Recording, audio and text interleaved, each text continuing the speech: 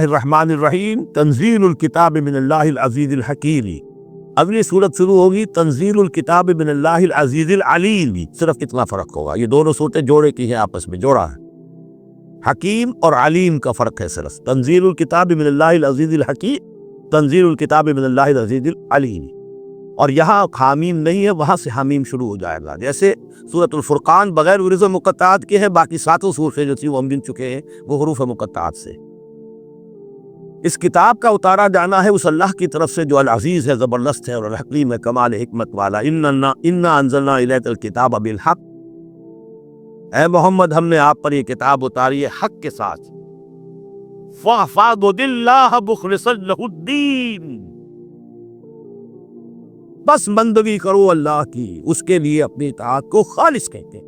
بندگی ہو رہی ہے، نمازیں پڑھی جا رہی ہیں، عمرے ہو رہے ہیں، حج ہو رہے ہیں، یہ ہو رہا ہے، وہ ہو رہا ہے، اور طاغوت کی اطاعت بھی ہو رہی ہے، حرام خوری بھی ہو رہی ہے، جو کچھ سارا چل رہا ہے ہماری زندگیوں کے اندر، سودی لین دین بھی ہو رہا ہے، وہ سب کیا ہے؟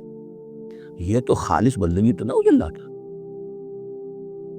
یہ تو بڑی پالیوٹڈ ہے، اس کے اندر تو بڑی بڑی گندگیاں شامل ہیں. فاعبد اللہ مخلصا لہ الدین، اس کے لیے اپنی اطاعت کو خالص کر رہے. الا للہ الدین الخالص، آگاہ ہو جاؤ، اللہ کے ہاں قبول ہے صرف وہ اطاعت جو خالص. کچھ آدھی اللہ کی آدھی کسی اور کی دفع کرو، وہ آدھی یہ بھی اسی کو دے دو. اللہ بہت غیور ہے، وہ قبول نہیں کرتا. میرا بننا ہے تو پورے میرے بولے با. یا ایھا الذین آمنوا ادخلوا فی السلم کافہ، اسلام میں داخل ہونا پورے پہ پورے آنا پڑے گا. اور اگر تم نے یہ کیا افتؤمنون ببعض الکتاب وتکفرون ببعض، ہماری کتاب کے ایک حصوں کو مانا، ہماری شریعت کے بعض احکام کو مانا اور بعض کو ٹھکرا دیا، پاؤں تلے رون دیا. فما جزاء من یفعل ذلک منکم الا خزی فی الحیاۃ الدنیا ویوم القیامۃ یردون الی اشد العذاب. تو جو لوگ یہ طرز عمل اختیار کریں گے ان کی سزا اس کے سوا کچھ نہیں کہ دنیا کی زندگی میں ذلیل و خوار کر دیے جائیں اور قیامت کے دن شدید ترین عذاب میں جھونک دیے جائیں. تو دنیا کی رسوائی تو ہمارے سامنے ہمارے ماتھے پر لکھی ہوئی ہے. 150 کروڑ یا 130 کروڑ دنیا میں ہوتے ہوئے عزت نام کی کوئی شے ہمارے پاس میں، جو بھی بین الاقوامی معاملات ہیں ان میں کوئی ہم سے کوئی رائے لیتا ہی. الا للہ الدین الخالص، آگاہ ہو جاؤ کہ اللہ کے ہاں مقبول اگر ہوگا تو دین خالص. والذین اتخذوا من دونہ اولیاء، اور وہ لوگ جنہوں نے اللہ کے سوا کچھ اور کو اولیاء بنایا ہوا ہے. ما نعبدهم الا لیقربونا الی اللہ زلفیٰ، کہتے ہیں ہم نہیں ان کو نہیں پوچھتے، ہم تو اصل میں اللہ ہی کو پوچھتے ہیں. ان کو صرف اس لیے پوچھتے ہیں کہ یہ ہمیں اللہ سے قریب کر دیں گے، یہ وسیلے ہیں، ان کے ذریعے سے ہم اللہ کے قریب ہو جائیں گے، اس لیے پوچھتے ہیں. ان اللہ یحکم بینہم فیما ھم فیہ یختلفون، یقیناً اللہ تعالیٰ فیصلہ کر دے گا ان کے مابین ان تمام چیزوں میں جن میں یہ اختلاف کر رہے ہیں. ان اللہ لا یہدی من ھو کاذب کفار، اللہ تعالیٰ ہرگز ہدایت نہیں دیتا ان کو جو جھوٹے ہوں اور ناشکر کفار. لو اراد اللہ یتخذ ولدا لاصطفیٰ مما یخلق ما یشاء سبحانہ، اگر اللہ کا واقعی ارادہ ہوتا کہ وہ کسی کو اولاد بنائے تو ٹھیک ہے، اپنے جو مخلوق ہے ان میں سے جس کو چاہتا چن لیتا ہے. دیکھیں اس کے ہاں اولاد کا تو تصور نہیں ہے، اس کی اولاد کی ہے ہی نہیں. ایک خالق کا، باقی سب مخلوق ہے. تو فرشتے بھی مخلوق ہیں، اللہ کو ضرورت کیا پڑی ہے کسی کو اپنا بیٹا بنانے کی یا بیٹی بنانے کی. سبحانہ، وہ پاک ہے. هو اللہ الواحد القہار، وہ تو اللہ ہے، اکیلا ہے، قہار ہے، اور خود چھایا ہوا ہے کل کائنات کے اوپر، کل تخلیق، کل مخلوقات کے اوپر اس کی حکومت قائم ہے.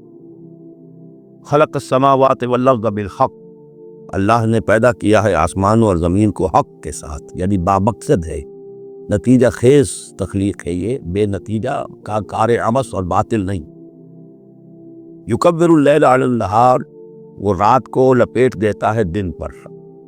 ویکبر النہار علی اللیل، اور دن کو لپیٹ دیتا ہے رات پر.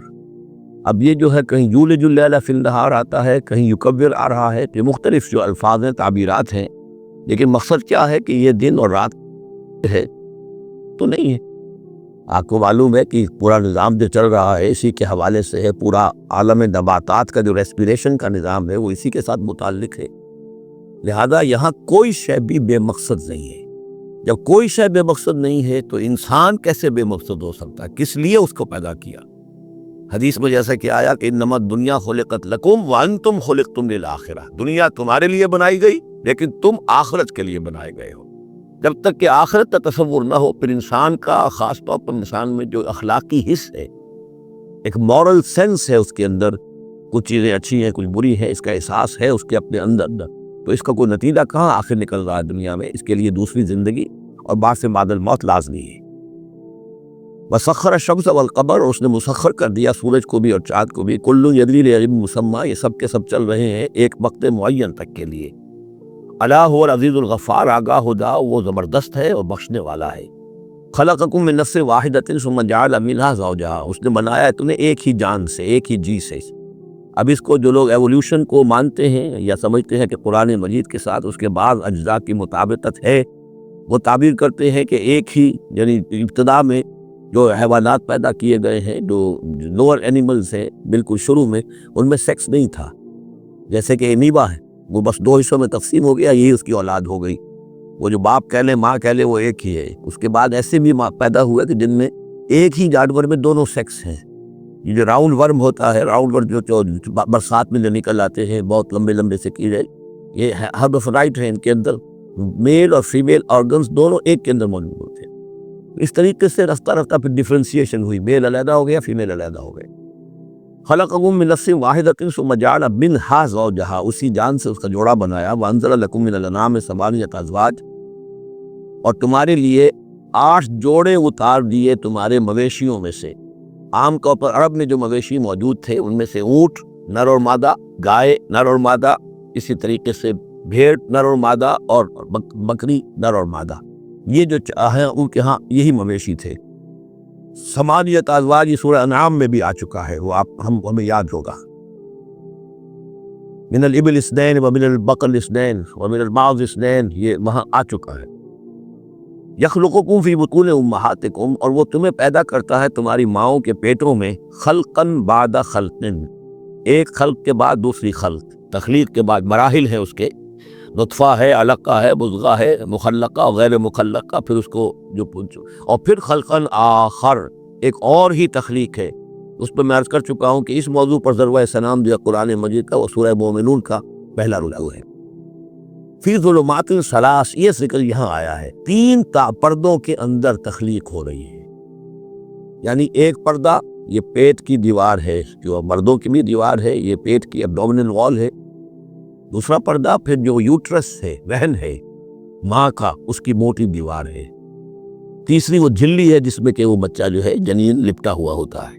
اب دیکھیے یہ بھی ظاہر بات ہے، اس وقت جو ہے جینیٹکس بھی نہیں پڑھائے گئے تھے، نہ یہ پڑھائی گئی تھی ایمبریولوجی، کچھ بھی نہیں تھا، لیکن فی ظلمات ثلاث، یہی وجہ ہے جو میں نے آپ کو بار بار بتایا ہے۔ کیتھل مور جو کہ ایمبریولوجی پر اس وقت دنیا کی سب سے بڑی اتھارٹی سمجھا جاتا ہے، اس نے مانا ہے کہ قرآن مجید میں جس طریقے سے یہ بیان ہوا ہے واقعتاً حیران کن۔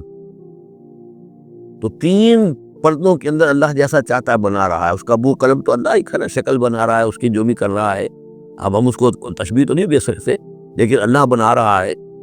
خط یخلقکم فی بطون امہاتکم، وہ بناتا ہے، تخلیق کرتا ہے تمہاری ماؤں کے پیٹوں میں، خلقا بعد خلق، ایک طرح سے دوسری طرح، ایک درجے کے بعد دوسرا درجہ، فی ظلمات ثلاث، 3 اندھیروں۔